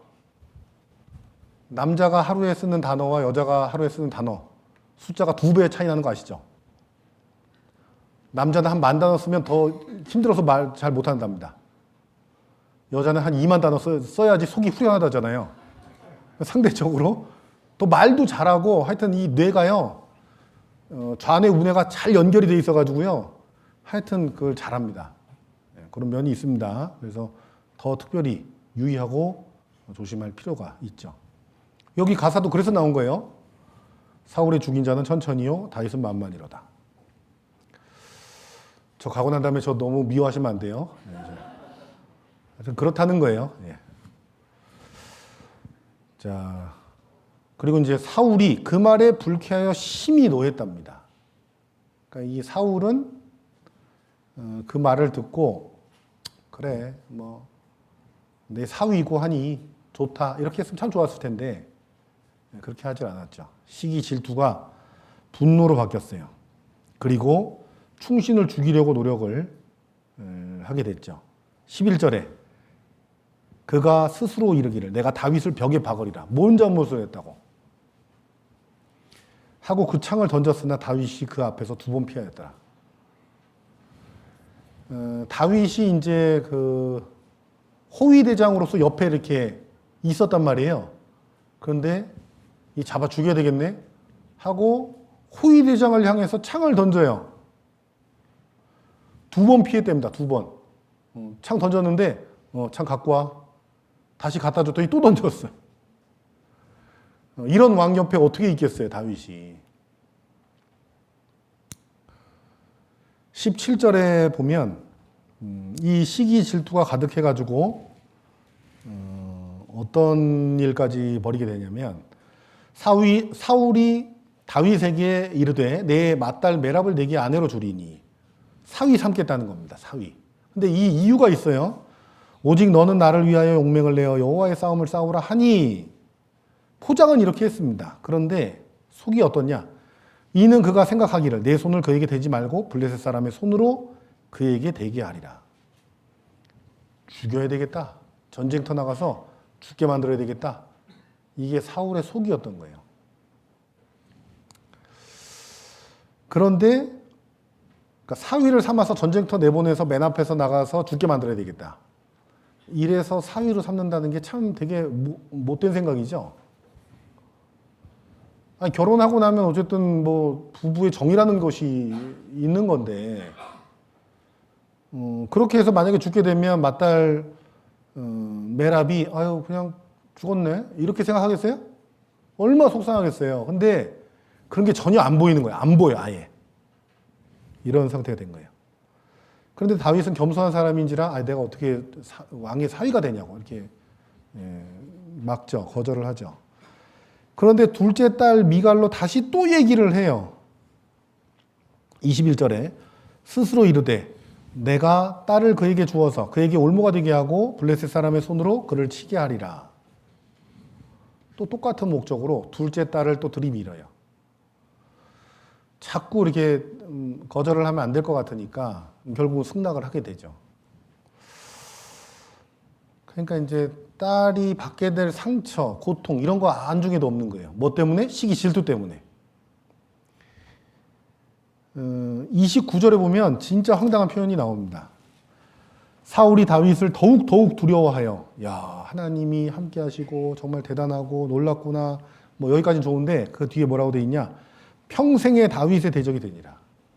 평생의 다윗의 대적이 됐대요. 하나님을 대적하는 쪽이 돼버린 거죠. 참 어리석은 거죠. 이 시기 질투가 이렇게 무서운 거예요. 시기 질투 때문에 이 사울 왕은 자신의 인생을 완전히 망치게 됩니다. 오직 한 거라고는 다윗 죽이는데 혈안이 돼 있는 거 여기 인생을 다 허비해 버렸어요. 얼마나 바보 같은 짓이에요.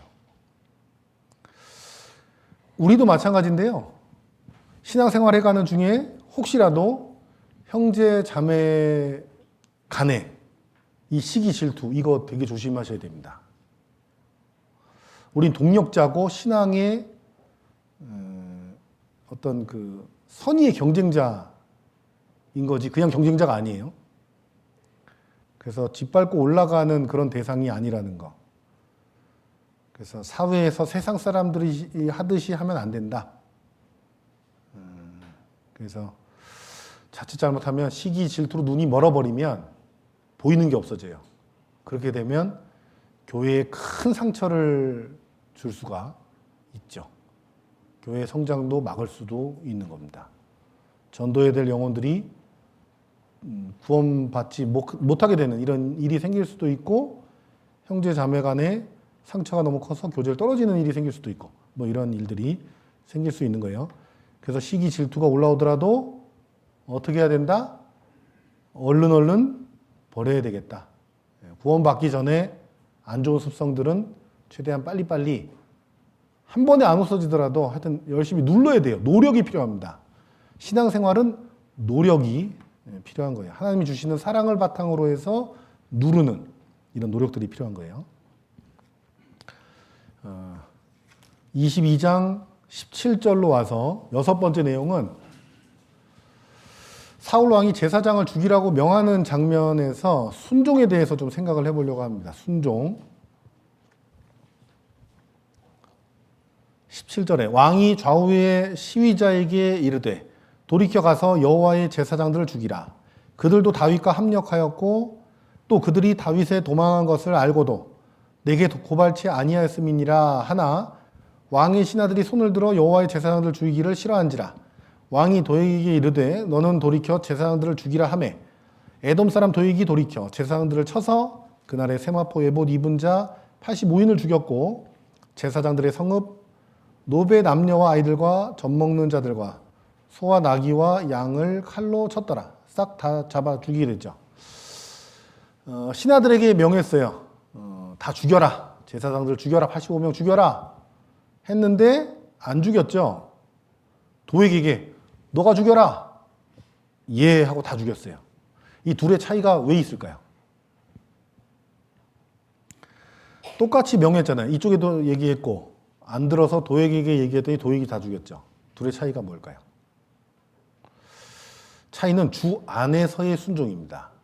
이 순종도 주 안에서의 순종을 하는 게 진짜 중요한 거예요. 17절에 보면 왕의 신하들이 죽이지 않은 이유가 나와 있어요. 제사장들을 죽이지 않은 이유 뭘까요? 제사장들을 죽이기를 싫어한지라 이렇게 되어 있는 게 아니고요. 여호와의 제사장들 죽이기를 싫어한지라 이렇게 되어 있는 거예요. 그러니까 항상 마음에 하나님에 대한 그게 있었던 거죠. 아, 여호와의 제사장들이구나. 이것을 생각을 한 거죠. 순종은 아무 생각 없이 하라니까 하라는 대로 하는 게 아니죠. 그 가장 큰 죄 중에 뭐 집회 때도 가끔 나오긴 하는데 그 이스라엘 사람들 다 죽인 그거를 집행을 했었던 사람이 있었는데 그 사람이 죄가 있냐 없냐 나는 그저 하라는 대로 했던 것뿐이다. 그냥 한 게 죄다. 이렇게 해서 사형 이렇게 되잖아요. 그죠? 그래서 순종은 아무 생각 없이 그냥 하라는 대로 하는 게 아니고 주님 뜻 가운데 맞느냐 안 맞느냐를 잘 살펴서 하는 거. 이게 주 안에서의 순종이고 하나님이 원하시는 순종인 거예요. 다윗과 군대장관 요압 사이에서도 이런 문제가 한 번 있었습니다. 사무엘 하 11장 15절 16절입니다.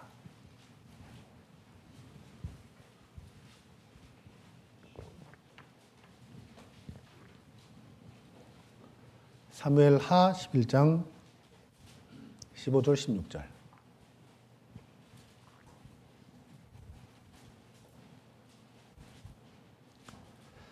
그 편지에 써서 이르기를 너희가 우리아를 맹렬한 싸움에 앞세워 두고 너희는 뒤로 물러가서 저로 맞아 죽게 하라 하였더라. 이게 어떤 상황이냐? 다윗이 우리아의 아내를 범하고 난 다음에 이 사건이 이제 걷잡을 수 없이 커지게 되니까 우리아를 전장에 나가서 죽도록 만들어야 되겠다 이렇게 선택을 하죠. 그래서 우리아가 죽게 되는 그 과정에서 전장으로 돌려보내는 편에 편지를 써서 보내죠. 군대장관 요압에게 이제 편지를 비밀리에 보냅니다. 근데 그 편지 내용이 뭐예요? 이 우리아를 전쟁터 맨 앞에 보내가지고 우리 싹 빠져가지고 이 사람 죽게 만들어라 이렇게 했어요. 요압은 원래 어떻게 했어야 돼요? 이게 말이 됩니까? 이 충신을 어떻게 그렇게 죽입니까? 안 됩니다. 내가 죽어도 그렇게는 할 수 없습니다. 뭐 이렇게까지는 안 하더라도 그럴 수는 없습니다. 뭐 이렇게 했어야 되잖아요. 그죠? 근데 어떻게 했대요? 16절에 요압이 그 성을 살펴 용사들의 있는 줄을 아는 그곳에 우리아를 두니 두고 빠져가지고 결국은 죽었어요. 충신을 잃었죠. 이게 그냥 순종한 겁니다. 그냥 별 생각 없이 순종한 거. 출애굽기 1장 반면에 이런 모습도 나오죠.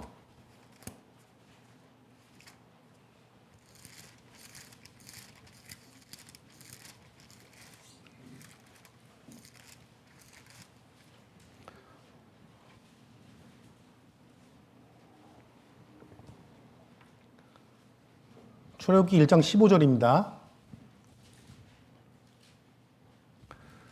이제 이집트 왕이 그 애굽 안에 있는 많은 그 이스라엘 사람들이 점점 이렇게 늘어나게 되는 것을 보고 방법을 찾은 게 남자이면 죽이고 태어나자마자 죽이고 여자이면 살려둬라. 그렇게 해서 군사가 될 만한 사람들을 미리 미연에 없애자 이렇게 이제 방법을 짰어요. 그런데 히브리 산파들이 그것을 따르질 않았죠. 15절부터 보시면 애굽 왕이 히브리 산파 시브라라 하는 자와 부하라 하는 자에게 일러 가로되 너희는 히브리 여인을 위하여 조산할 때에 살펴서 남자여든 죽이고 여자여든 그는 살게 두라. 그러나 산파들이 하나님을 두려워하여 애굽 왕의 명을 어기고 남자를 살린지라 애굽 왕이 산파를 불러서 그들에게 이르되 너희가 어찌 이같이 하여 남자를 살렸느냐. 그러니까 아이가 태어나면 죽여라라고 어명을 내렸습니다. 그런데 그 어명을 어겼어요. 살렸어요. 그리고 이제 왕이 화가 나서 왔죠. 어떻게 이렇게 살렸냐? 그랬더니 뭐라 그랬냐? 애굽 왕이 산파를 불러서 그들에게 이르되 너희가 어찌 이같이 하여 남자를 살렸느냐? 19절에 산파가 바로에게 대답하되 히브리 여인은 애굽 여인과 같지 아니하고 건장하여 산파가 그들에게 이르기 전에 해산하였더이다. 이 대답 너무 놀랍지 않습니까? 히브리 여인들은 힘이 좋아서 빨리 나왔습니다. 이렇게 왕 앞에서 얘기했어요. 이거 사실이에요? 거짓말이에요? 거짓말이잖아요. 전 처음에 이거 읽으면서 이해가 안 되는 거예요. 거짓말했네. 왕 앞에서 거짓말하면 어떻게 돼요? 죽는 거예요. 근데 이제 죽음을 무릅쓰고 어쨌든 거짓말을 했어요. 저는 이제 처음에 읽을 때 이제 죽는 건가? 이러면서 봤죠. 근데 죽지 않았다는 게 기적이고요. 기적은 죽지 않은 게 기적입니다. 그리고 또 하나는 20절에 뭐라고 되어 있냐? 하나님이 그 산파들에게 은혜를 베푸시니라. 은혜를 베풀었어요. 난 거짓말하면 혼나는 줄 알았는데 그게 아니고 하나님이 그 산파들에게 은혜를 베풀었습니다. 그 이유가 나와요. 21절에 산파는 하나님을 경외함으로. 경외를 바탕으로 한 선택. 그 선택을 귀하게 여겼고 복을 주신 거예요. 거짓말 자체가 뭐 잘했다는 건 아니지만 당시에 내릴 수 있는 최선의 선택이었던 것이죠. 그래서 사실 바로 왕 앞에서 이렇게 이야기한다는 것이 쉬운 일은 아닌데 거짓말이라도 어쨌든 해서 넘어가 보려고 했는데 근데 기적은 어디서 일어난 거냐면요. 제가 만약에 바로왕이었으면 여러분들이 바로왕이었으면 이런 이야기를 들었을 때 어떤 반응을 하셨겠어요? 히브리 여인은 힘이 좋아서 빨리 나왔습니다. 뭐라? 네가 나를 바보로 아느냐? 쳐라! 이렇게 하지 않았겠어요? 저 같았으면 그랬을 거란 말이에요.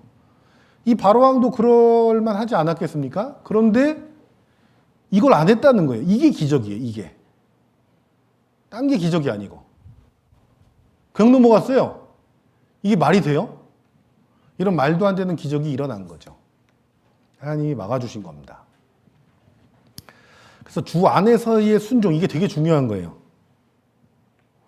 제가 처음 저희 집안에서는 제가 제일 먼저 구원을 받았는데 구원받고 이제 교회 자꾸 나가니까 아버지가 교회 좀 그만 좀 나가라고 자꾸 그러시는 거예요. 그럴 수는 없다고. 너 이렇게 부모님 말씀 안 듣냐고. 죄송하다고. 너 하나님이 하루는 그러시는 거예요. 야, 너 하나님이 부모님 말씀 듣지 말라 그러든? 근데 그렇게 얘기하니까 이거 뭐라고 얘기해야 되지? 제가 딜레마가 생긴 거예요. 그건 아닌데요. 근데 너 이렇게 부모님 말씀 안 들어. 그래서 죄송합니다 그랬어요. 죄송하다고. 얘기는 못하겠고 죄송하다 그랬어요. 그러고 난 다음에 에베소서 6장 보니까 이렇게 써 있는 거죠. 자녀들아, 너희 부모를 순종하라. 이렇게 써 있는 게 아니에요. 뭐라고 되어 있어요? 주 안에서 순종하라. 질서 가운데서 하나님의 뜻이면 따르고 아니면 못 따를 수도 있는 거예요. 그래서 주 안에서의 순종이 무엇인지를 잘 이해를 하고 계셔야 됩니다.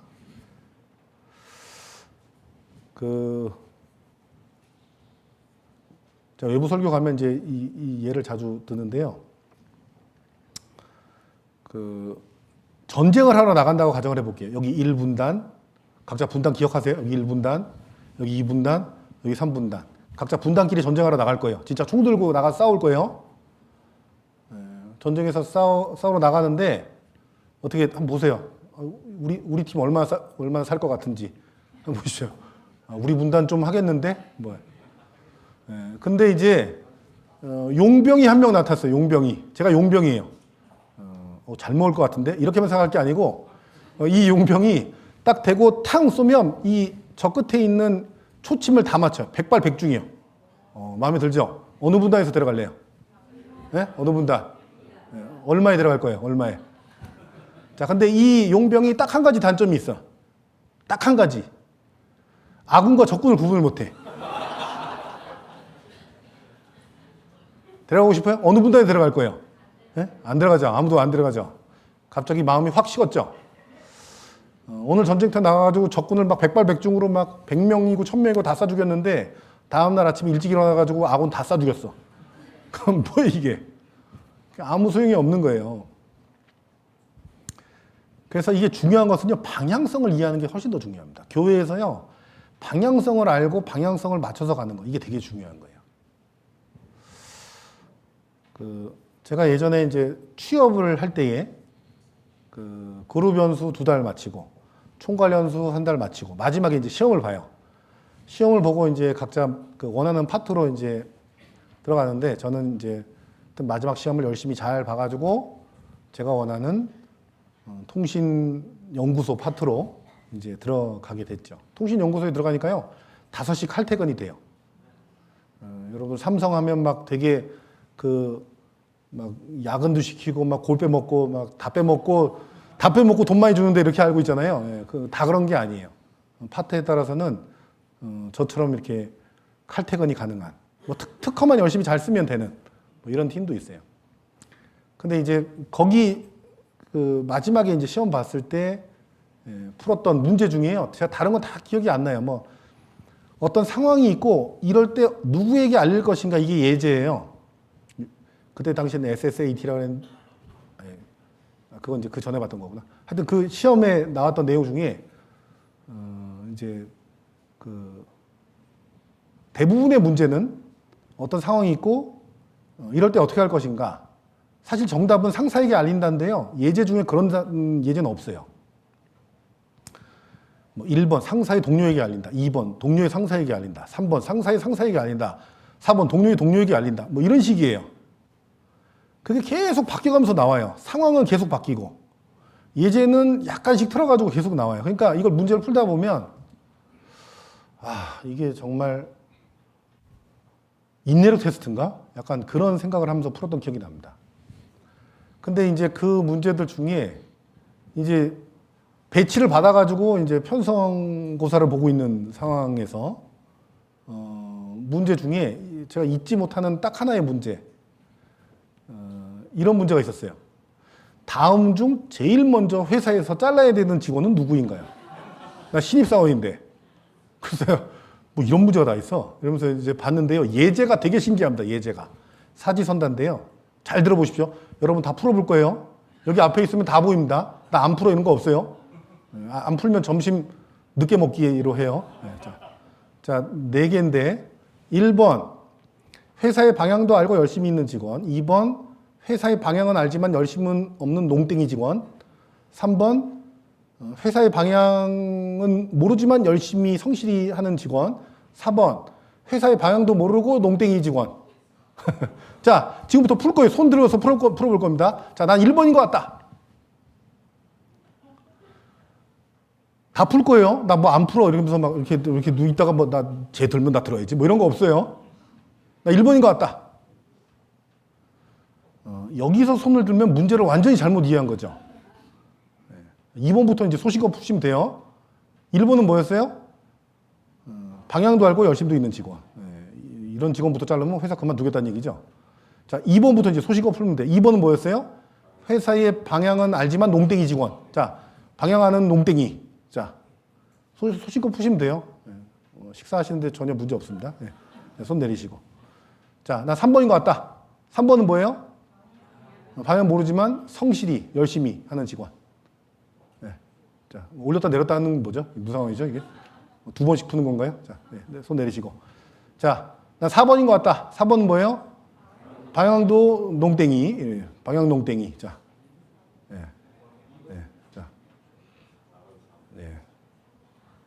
자, 뭐 토의에서 푸는 문제 아니고 각자 푸는 문제입니다.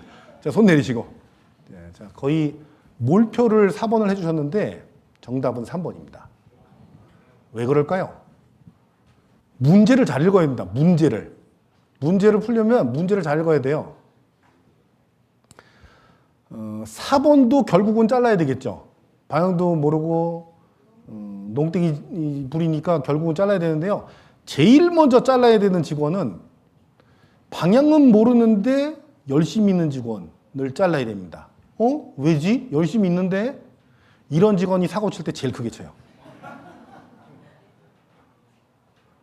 방향을 모르는데 열심히 있잖아요. 진짜 사고 칠 때 크게 칩니다. 이 걷잡을 수가 없어요. 해결이 안 됩니다. 교회도 마찬가지예요. 교회의 경우도 똑같은 거예요. 그래서 이런 경우가 어떤 경우냐면 아까 그 용병 있죠? 그 용병하고 똑같은 거예요. 용병하고 총만 잘 쏘면 뭐예요? 방향을 모르는데. 교회에서 이렇게 역할을 해나간다고 하는 것은요, 방향을 잘 이해하는 거, 이게 되게 중요해요. 내가 모르겠거든, 기도하셔야 돼요. 머리띠 두르고 막 이렇게 하는 게 아니에요. 하나님이 계신다니까요, 하나님이. 하나님께 기도하고 구하고 매달려야 되는 거지. 총 들고 아군을 향해서 쏴대면 안 되는 거예요. 그러면 안 됩니다. 이것도 되게 중요한 문제이기 때문에 꼭 기억을 해 두셔야 됩니다. 자, 그리고 마지막으로 돌아가서 18절에 왕이 도액에게 이르되 너는 돌이켜 제사장들을 죽이라 하매 에돔 사람 도액이 돌이켜 제사장들을 쳐서 그날에 세마포 에봇 입은 자 85인을 죽였습니다. 이렇게 싹 죽게 됐는데요. 85명과 그 관련된 모든 생물들까지 다 죽였죠. 그런데 놀라운 것은 이 사건이 이미 사무엘상 2장에서 예언이 되어 있었다는 사실이에요. 2장 보시면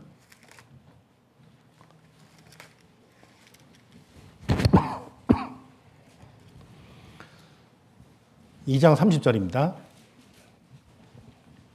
그러므로 이스라엘의 하나님 나 여호와가 말하노라. 내가 전에 내 집과 내 조상의 집이 내 앞에 영영히 행하리라 하였으나 이제 나 여호와가 말하노니 결단코 그렇게 아니하리라. 나를 존중히 여기는 자를 내가 존중히 여기고 나를 멸시하는 자를 내가 경멸히 여기리라. 보라, 내가 내 팔과 내 조상의 집 팔을 끊어 네 집에 노인이 하나도 없게 하는 일이 있을지라.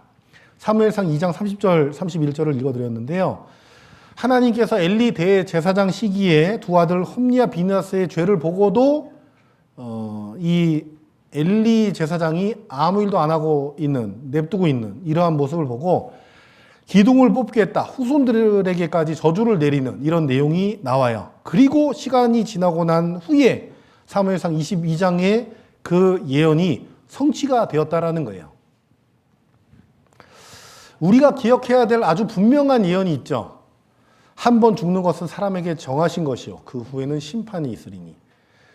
이 심판이 있다라는 사실을 우리는 분명히 알고 그 문제를 해결한 사람들입니다. 그런데 이것을 모르고 별 생각 없이 살고 있는 죽음을 건너가게 되면 심판을 받고 지옥 가게 될 너무나도 많은 영혼들이 있죠. 그 영혼들에게 복음을 전할 수 있는 유일한 존재는 다른 사람이 아닌 여러분들이라는 거죠. 함께 힘을 합쳐서 복음을 전해야 되고 뒤로 미룰 일이 아니고 최선을 다해서 끝까지 열심을 내야 되는 부분이다. 확실한 예언은 그냥 냅두면 지옥 간다라는 예언인 거예요. 그것을 기억하고 이를 위해서 최선을 다해 복음을 전해야 되겠다는 거죠. 그래서 정리해보면 사무엘상 22장에서 7가지 내용을 살펴봤죠. 첫 번째, 위로에 대한 내용. 가족들과 이 조력자들 함께 모여서 위로가 되었더라. 우리도 함께 위로하는 위로의 시간들을 많이 가져서 힘을 낼 수 있도록 해야 되겠다. 두 번째, 3절에서 기도와 관련된 내용을 살펴봤죠. 어떤 형편에 있든지 간에 다윗은 하나님께 기도를 하고 있었더라. 그것이 하나님 보시기에 귀했던 거죠. 그래서 우리도 다윗처럼 사도 바울처럼 하나님께 동일한 마음으로 기도하는 자가 되어야 되겠다. 세 번째, 5절에서 교제와 관련된 내용을 살펴봤죠. 유다 땅으로 돌아가라. 이게 하나님의 뜻이었던 겁니다. 축복이 있는 곳, 이 교회 모임, 교제, 이것을 귀히 여기고 최선을 다해서 교제 사모하고 다녀야 되겠다. 네 번째, 9절, 10절에서 말에 대한 내용 살펴봤죠. 에돔 사람 도액이 무책임한 말, 다윗의 거짓말, 이 말로 인해서 제사장들이 죽게 된 거다. 그래서 말로 상처 주거나 거짓말하거나 무책임한 말로 인해서 전도할 영혼들에게나 형제 자매님들에게 상처가 되지 않도록 해야 되겠다. 갑자기 반성이 되네요. 자, 다섯 번째 13절에서 16절 시기 질투와 관련된 내용. 이 시기 질투로 인해서 사울 왕이 다윗을 죽이게 제사장들을 죽이게 되는 일이 있었다. 그래서 이 시기 질투가 교회 안에서도 있을 수가 있다. 이 시기 질투는 나 시기 질투하고 있어요. 이렇게 티를 안 내기 때문에요. 이거 되게 위험합니다. 혹시라도 그런 분 계시면 빨리 오늘부로 정리를 하셔야 되겠습니다. 여섯 번째 17절에서 19절 순종과 관련된 내용. 순종은 그냥 순종이 아니다. 주 안에서의 순종이 정말 중요하다. 방향성을 이해하는 게 정말 중요하다. 이런 내용을 살펴봤죠. 그리고 마지막 일곱 번째 예언과 관련된 내용. 예언은 반드시 성취되더라.